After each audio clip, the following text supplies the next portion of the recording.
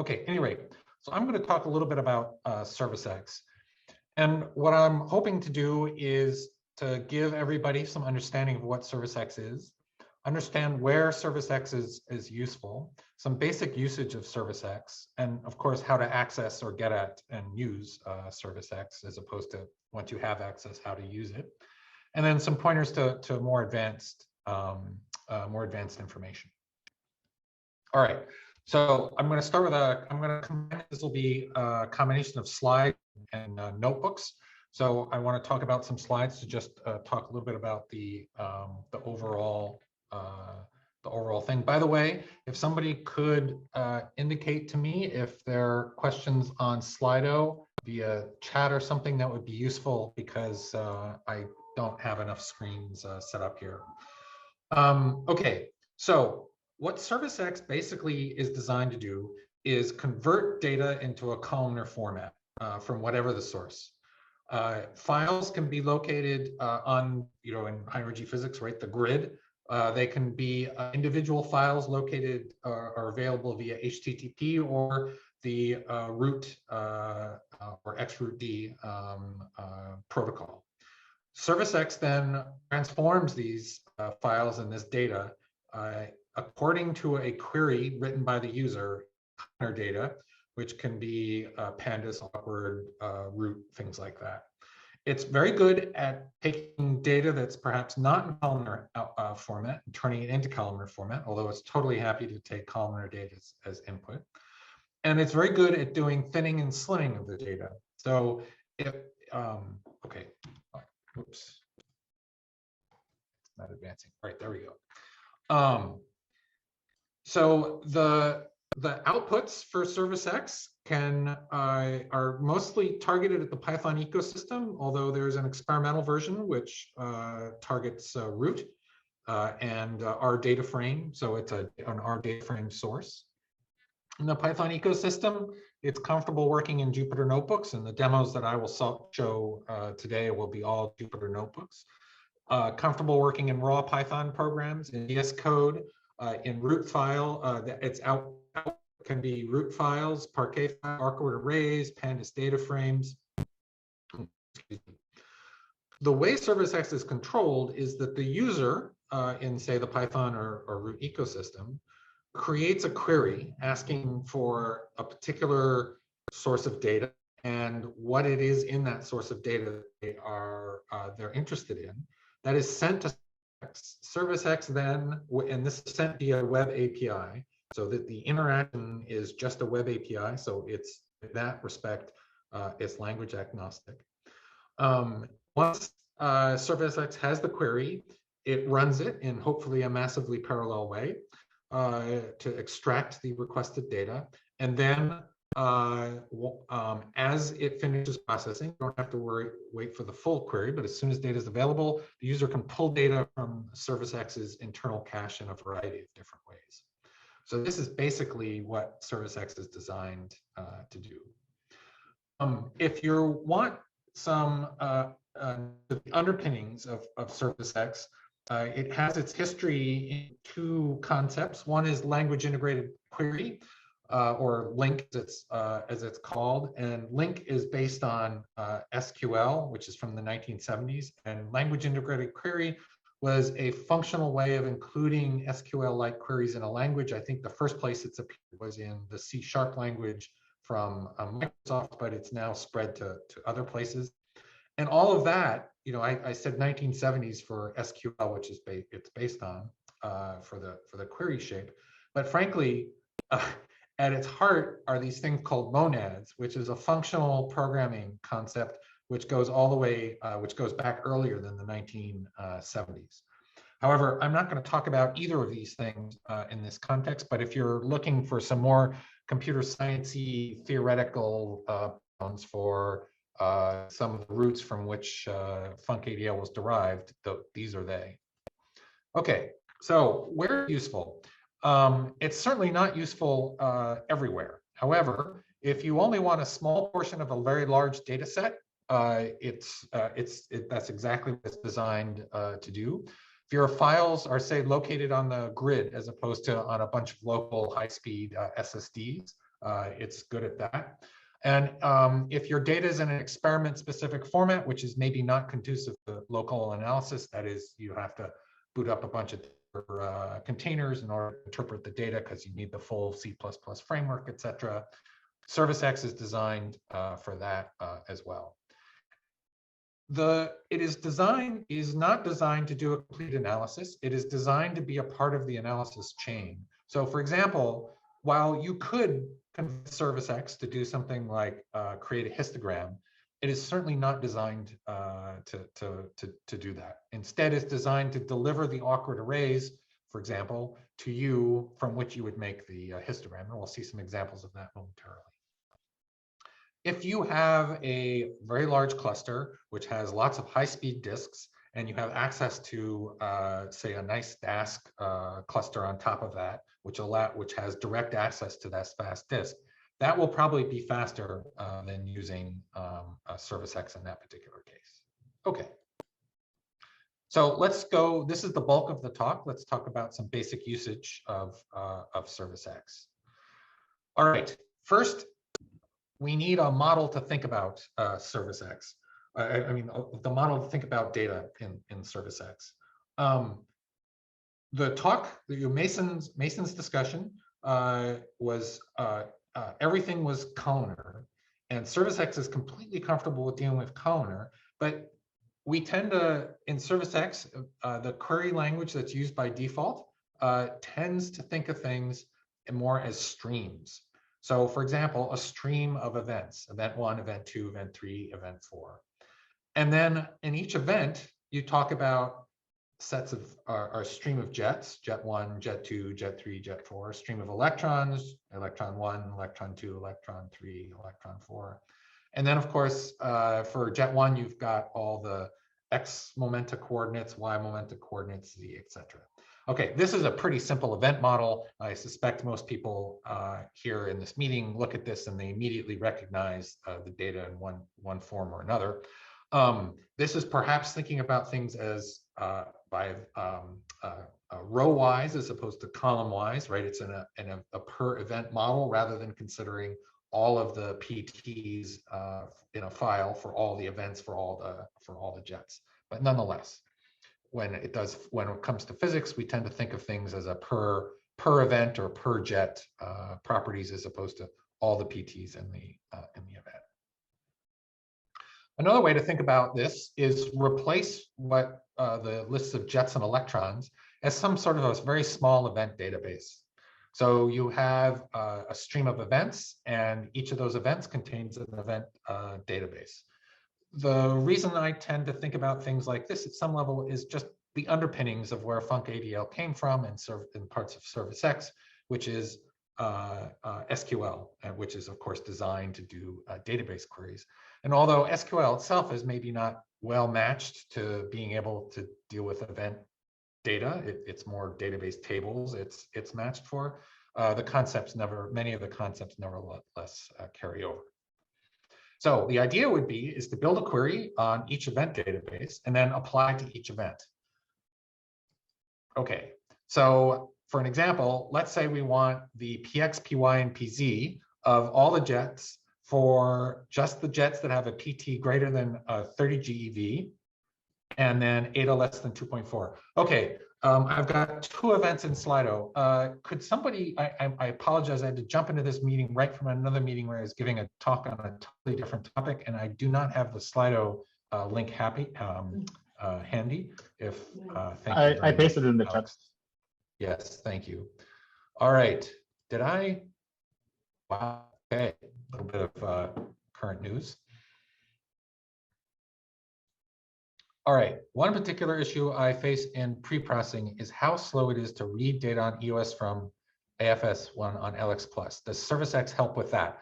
Okay, so ServiceX, how you access the data will depend on its speed. So for example, grid data. So if you have a grid data set that's in Rusio, ServiceX is completely happy with accessing that. Most instances of ServiceX, furthermore, put an X cache in front of them. In short, Once you read the files once, they'll be in a local cache that's near ServiceX, so it will speed up even further. So yes, I would say that it helps with that. On the other hand, this is not something that is foolproof. The grid has some reliability issues, and ServiceX will be affected by that. One thing I'll further mention, which will come later in the talk as well, is that ServiceX isn't something that is like awkward that you download onto your laptop. You could, but in general, you tend to use it as a for, you know, because buzzwords, a cloud native app. So it's something that gets installed at, say, an analysis facility, has good access to high bandwidth data connections because it's very data hungry by design. And so hopefully that also helps with the problem. All right, I was also wondering what a small portion of data is. What's the limitation preventing it from dealing with large portions of data sets? There is no, frankly, that's an excellent question. There is no real limitation with dealing with large portions of data sets. It's just fine. You'll want to make sure that you are at an analysis facility which has high bandwidth and you are accessing the data locally inside the analysis facility. So for example, there are times where I run ServiceX, I run on an instance of ServiceX that is sitting in Chicago, which has a very high bandwidth connection. So I'll run on you know, a couple of 100 gigabytes worth of files, but then I only want a very small portion of the file. So I actually have it download the results of that ServiceX query to my machine locally here in my home. And as I mentioned already, the internet is awful here. And so if I wanted anything large, that wouldn't work, but that's okay, because in that case, I would run my notebooks and my Python scripts in Chicago. Okay, so I hope that answers that. All right, thanks. And again, Alex, if you see more questions pop up there, please just ping me and I'll bring that page back up again. Okay, so let's try a very simple query, px, py, pz of all jets with pt greater than 30 GeV and eta less than 4, and of course apply that to each event, so we'll get out a complete list of jets. Just to break things down in some terminology, we can transfer this mental image that we have, or mental model that we're building here, into the notebook. We're going to have a stream of events, which is our data source. Then we're going to have what we want, which are the px, py, pz. And then we're going to want to have the filter, a filter, which is the PT greater than 30 GeV and the eta less than 2.4. Okay. So to do this, I'm going to go to a web page now. I'm sorry, to an analysis facility that is sitting on in Chicago. So this is a version of Coffee Casa. At least I hope this is where I'm going to go. If my internet's not working, all bets are off. All right, so I previously logged in, but normally I would have been greeted with a login, and I'm going to go to the Coffee Casa. We'll hear later a bit more about Coffee Casa, and I need to start my up my environment, and this will be a version of Jupyter Lab, and from within it, we'll run this. We'll run this. Okay, almost here. You can see exactly how fast my connection is. Maybe, let's see, I think going full screen does not help you all see this, does it? Oh, maybe it does. All right, so this is the first one. All right. Okay. I apologize. I see the answers are in here, and I do not remember the command to clear all the answers. To do that very quickly. Nope, I can't. Okay, I don't know how to do that. It's in the Edit tab. Edit tab, clear all cells towards the bottom. Clear output, sorry. And if you could slightly increase the, zoom in to increase the font size, that would be great. Yep, good point. Thanks.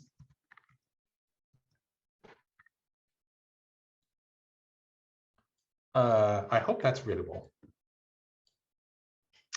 Okay, so very first thing is from what we had before is we need the stream of events. Okay, so to do that, we need to import an event source. In this particular case, we're going to run on one of the TT-bar files that comes from a data set that will be talked about later in this workshop. So it's a TT-bar nominal file. It's converted CMS, the recent drop of open data, been converted into a flat and tuple file. So we'll start with that. And it's been written to a tree called events. Now, this is going to fail as I have this now because, and this is, I just want to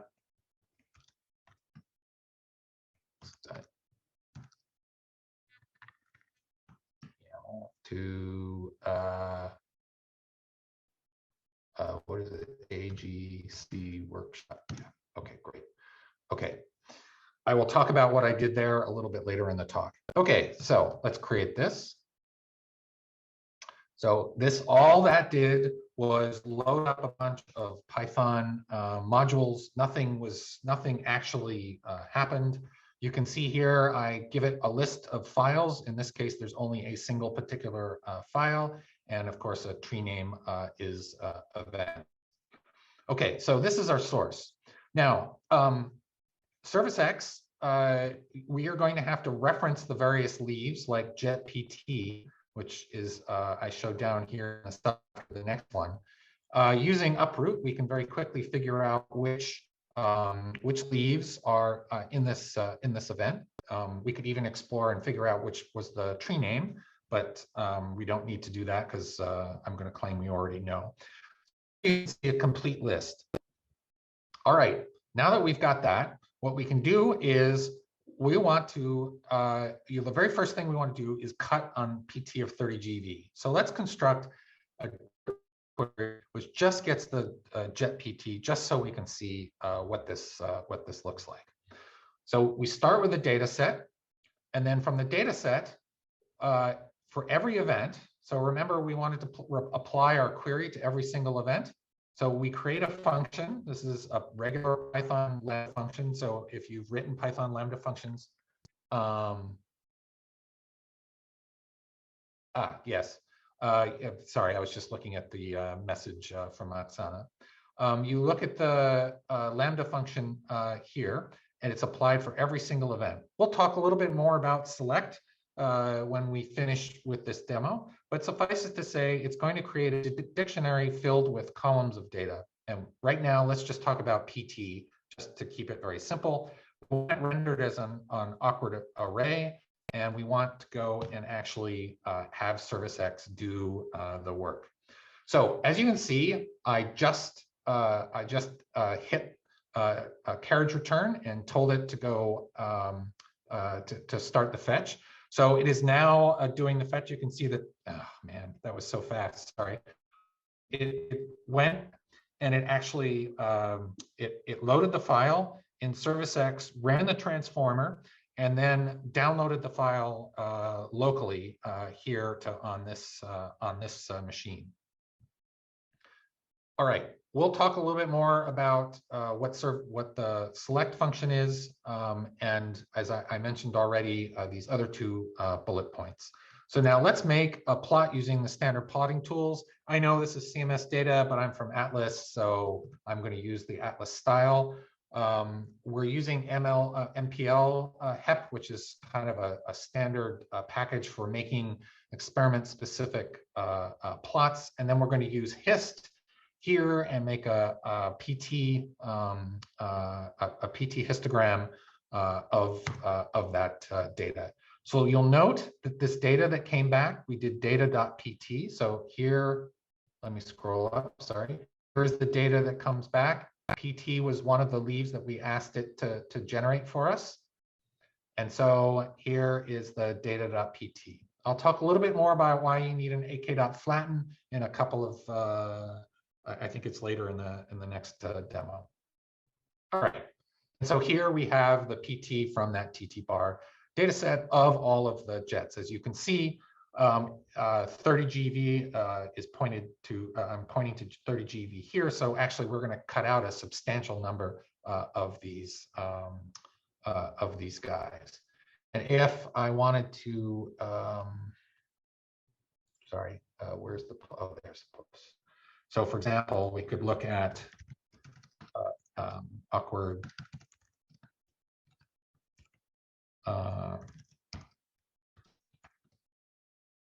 so here you can see exactly what that data from the one file looks like when it came back from ServiceX. So it's about 42,000 events. And in each event there's a PT and there's a variable number of jets, and it's a float 30, float 32. And if we're curious about just the number of jets, we could do something like len ak.flat. Oh, we could probably do count or something, but this is what this comes to. Whoops, wrong there. Oh, sorry. So they're about to almost, just about to 20% shy of a half a million jets coming back from that file. Okay, great. So we've done.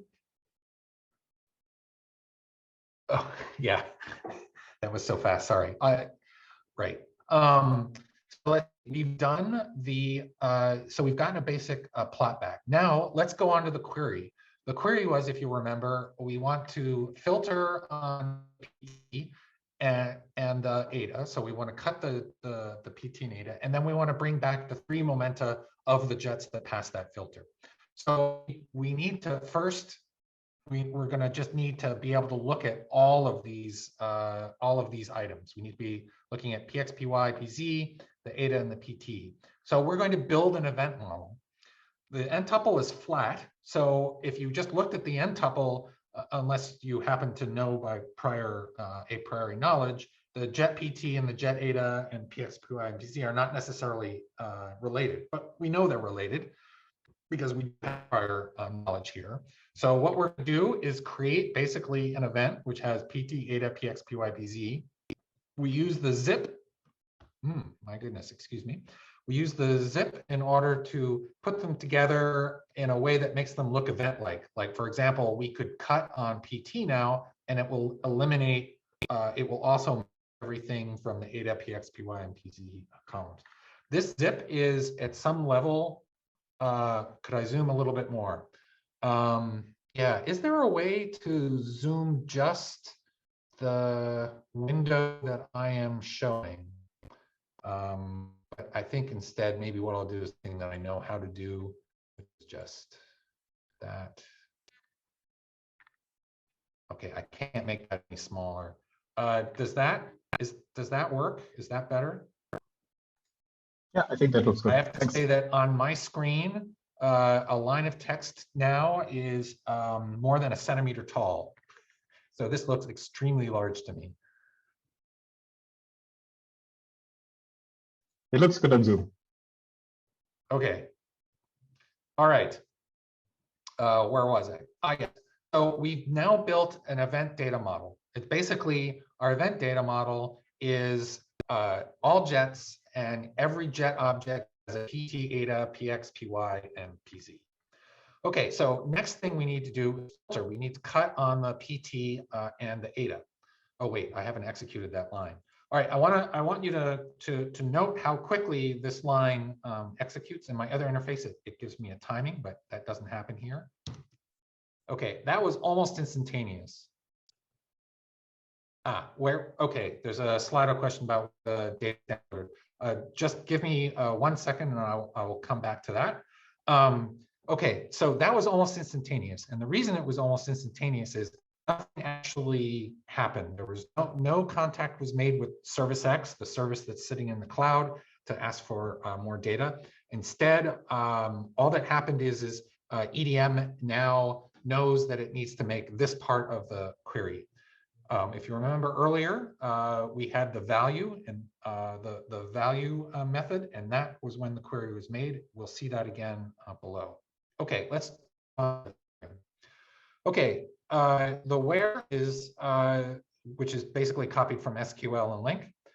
What you see here, ignore the SelectMany for now, we'll get back to that. But what you see here is we now have a jet object, and we require the jet object to be greater, the PT of the jet object to be greater than 30, and the absolute value of the jet eta to be less than, we wanted that to be less than 2.4, not 2.5.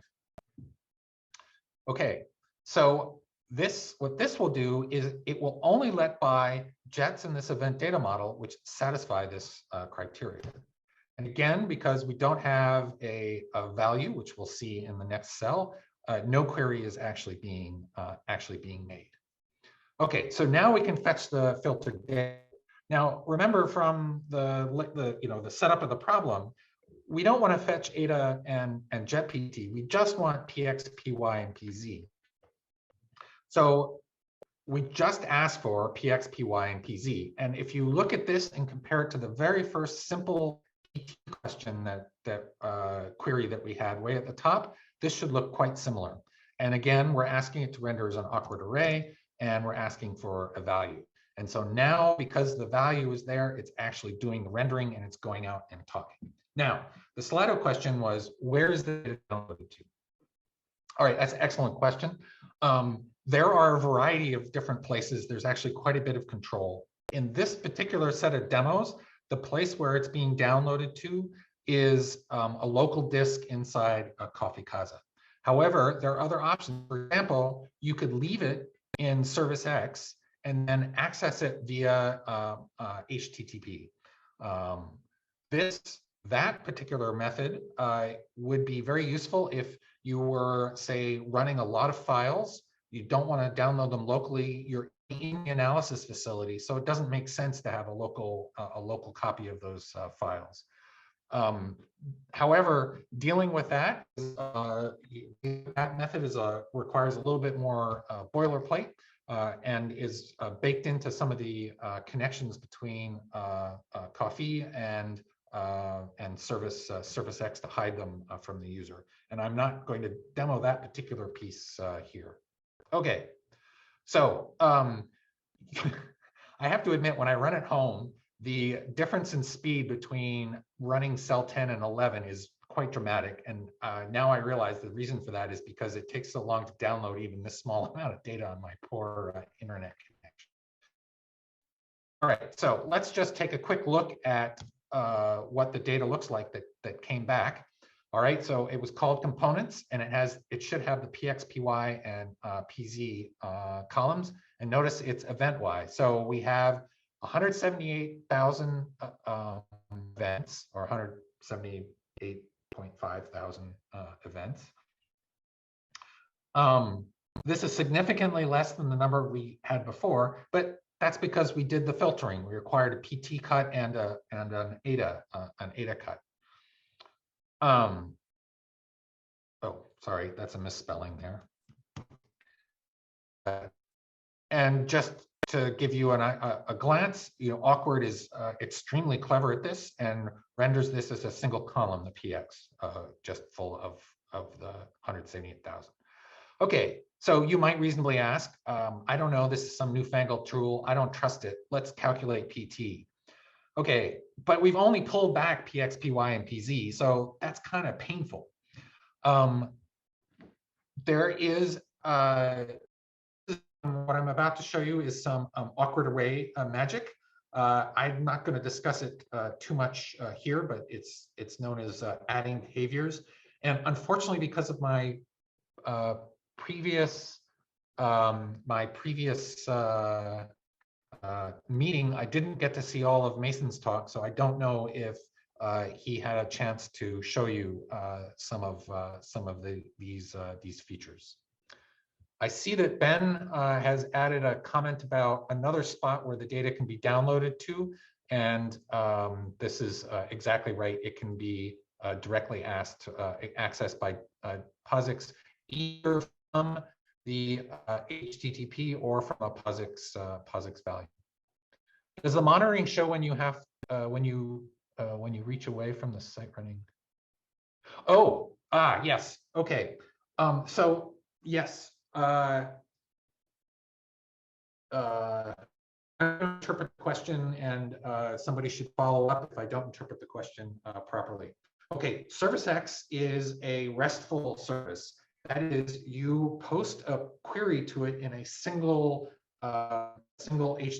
HTTP post message. So once you've posted it, ServiceX grabs it and now it completes it till either it errors out or it can complete the query. And it doesn't matter what you do. You can, if you're running on a laptop, for example, you could close down your laptop. You could move from the coffee, your coffee shop onto your airplane, take off, land, and then you can open up your laptop. And at that point, the local code running the laptop will have lost its internet connection, obviously, because you've moved some hundreds of miles. However, it will have cached the fact that it made the query. And so when you rerun that query, it will know that it's already asked ServiceX this. It will go and ask ServiceX for what's the status of that query. And it should then just immediately start using the data, downloading it or whatever else that you needed to do it. So the ServiceX and the software is designed to, as much as possible, take advantage of the fact that that ServiceX is a service in the cloud, and it's meant to be kind of a fire and forget situation. And in fact, although I'm not showing it, it is quite possible to fire off requests on, say, 50 different data sets, waiting for them to all finish. And ServiceX is completely happy to process all 50 data sets. Other than having a large number of CPUs available to do the work, it really doesn't care. And please let me know if that wasn't what you meant by the question. There is also some monitoring, which I can show a little bit later on the ServiceX website itself. But I'll show you that. Sorry, we have about 8 minutes left, Gordon. Okay, maybe I won't show that a little bit later. Okay, so let's plot this data. All right, so we have now created a behavior and added a behavior as a momentum 3D vector. The wonderful thing about this is that although it only has PX, PY, and PZ, notice in this next line, we can look at PT. All right, and it's done that calculation. And now also we have a small enough amount of data, you can actually see that HIST has automatically accumulated statistical error bars. All right. Now, of course, you can run on many files. ServiceX, in fact, probably prefers to run on more than one file. And hopefully later on, although maybe because time is short, that won't be the case, you'll see other ways to specify files. In order to do this, I'm going to go grab from the Analysis Grand Challenge website the ntuples.json file, which contains a complete list of the data files, and we're going to grab the TT bar ones, which there are 7,000 of those files.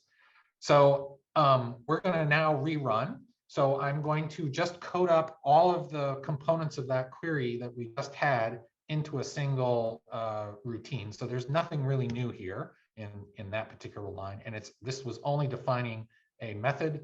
A function, and you can see at the end of the function is this awkward array and values. Okay, I'm going to only do 100 here, and part of the reason for only doing 100 is that when you get to much larger numbers, it'll take a little longer to run. And the other part of the problem is that this add awkward array pulls everything into memory. And if you're going to do lots and lots of files, then you probably don't want everything in memory at once. It's time to start thinking about using tools like Coffee to process that many. Okay, what I remember from before was that this took approximately a minute or so to finish, and hopefully that is going to be the case here. What you're seeing is the software that's running locally inside Jupyter Notebook is polling ServiceX to find how many files have finished. In other ways of using ServiceX, once these files are downloaded or just available, you could start processing them.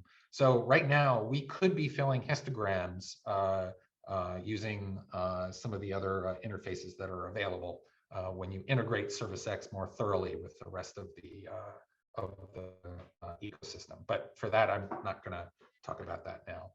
Okay, and we will see pretty quickly that this is going to give us the PT and ADA of this much larger number of events. Okay, it's this one here. Let's see. Ah, great. Yes, thank you, Alex. It's later today, exactly. All right, we're almost done. And here we go.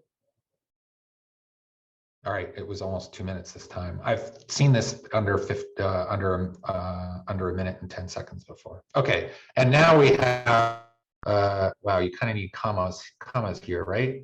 Is this 1, 2, 3, 1, 2, 3, 18 million, I think. And so it takes a little longer to plot, but here you see it.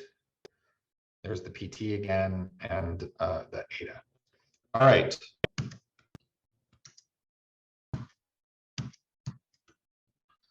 Okay, so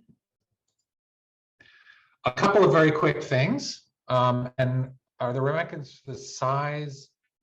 Yes, there are recommendations. And in fact, the way ServiceX is designed is to be elastic. So it will expand or contract within limits, of course, set by site administrators and also by the resources that are available to it at a particular time. Okay, so I want to just mention a couple of quick things. You saw me use select in there.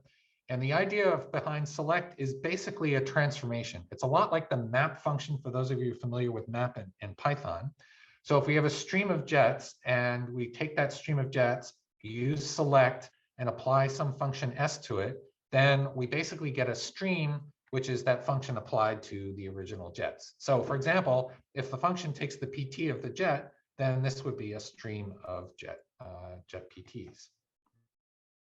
The other one you saw me use was SelectMany, and it concatenates lists of arrays. So if, let's say, we had these 3 subarrays, 1, 2, 3, 4, 5, 6, and we did a SelectMany, it would concatenate them into 1, 2, 3, 4, 5, 6. So it basically raises arrays up by 1 level.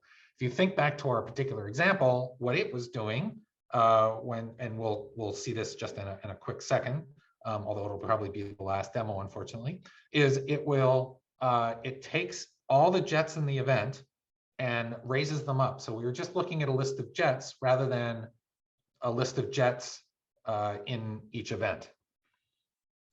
All right. So here, for example, so EDM, as it was coming in the previous example, was a stream of events. And then here, this SelectMany jets, it got the array of jets on a per event basis, and then it converts them, because it's SelectMany, into just a list of jets. So where is operating on single jets rather than the jets in a particular event. So in effect, we destroyed the boundaries between events. Of course, this isn't something that that you really want to do often. Sometimes it's useful. So what about using events of jets? Okay, so that's number 2.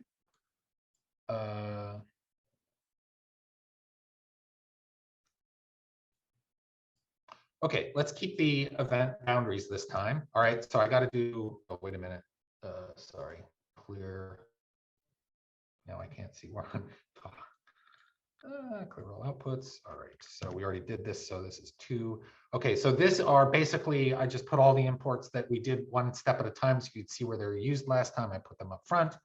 Okay, this is exactly what we did before. This is also exactly what we did before we built the EDM. Now the change here is, last time we used this SelectMany, we did a filtered EDM SelectMany to turn into a list of jets. Instead, we're going to nest our where statement. We're going to nest our where statement.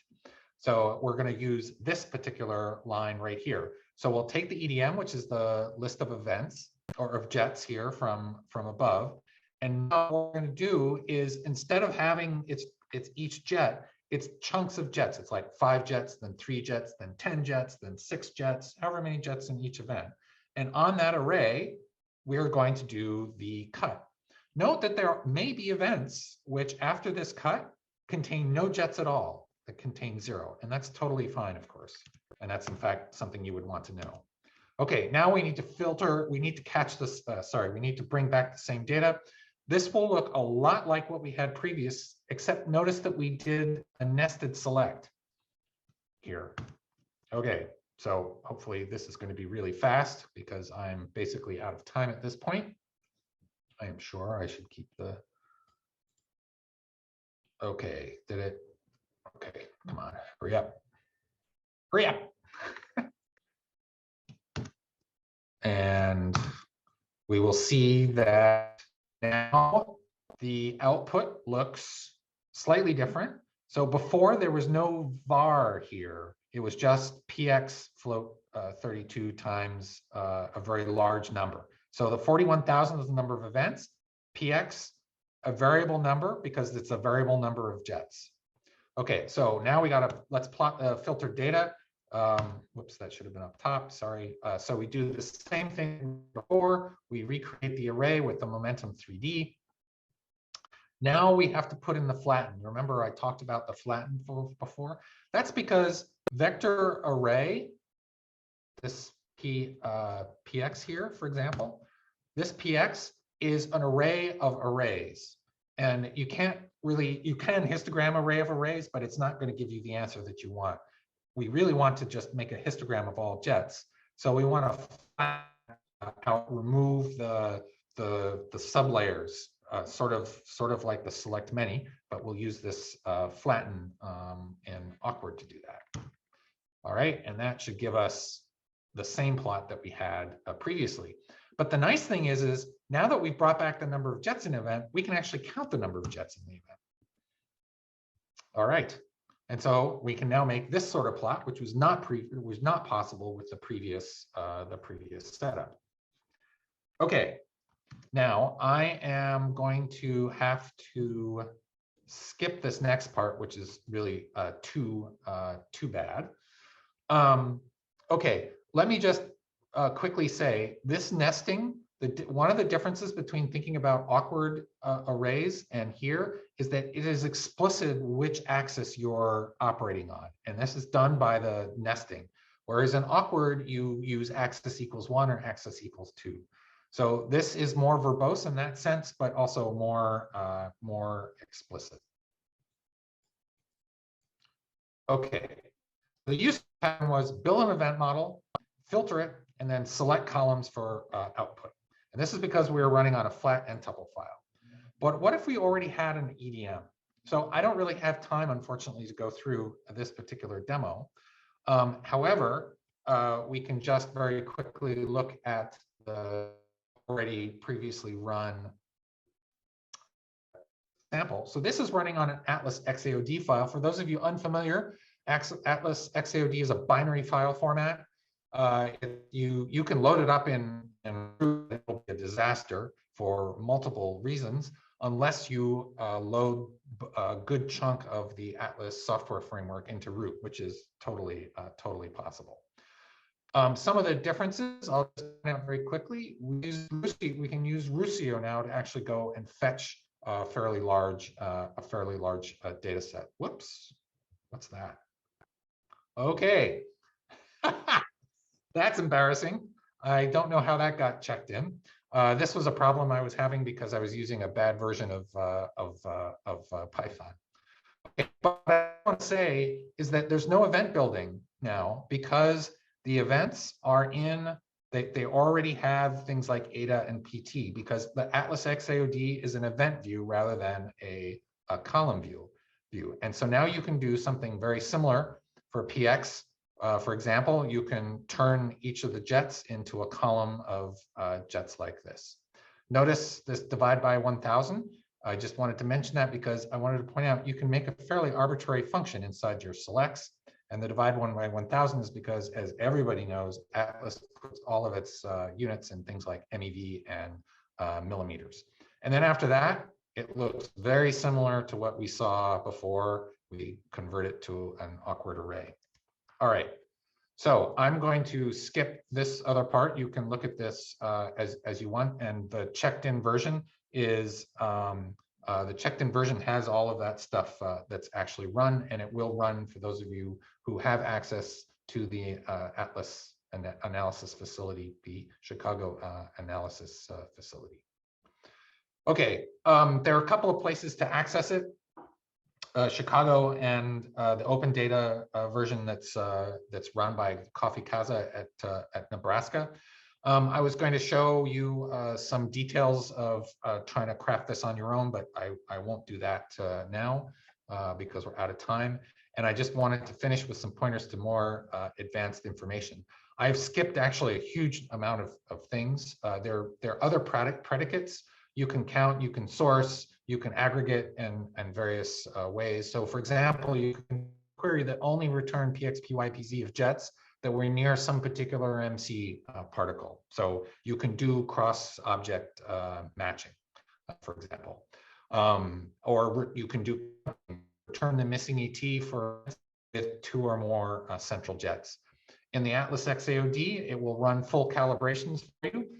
For example, which, by the way, does slow things down dramatically because the Atlas calibration framework is actually quite slow. Finally, ServiceX is quite extensible. You can write new transformers. So, for example, if you wanted to put some dark matter data or something else, it is possible to code up a new transformer. And it's certainly also possible to code up new data sources. But those are advanced topics. I'm just trying to give you a whet your appetite. People already asked me about caching in the Slido, so I won't say anything further here.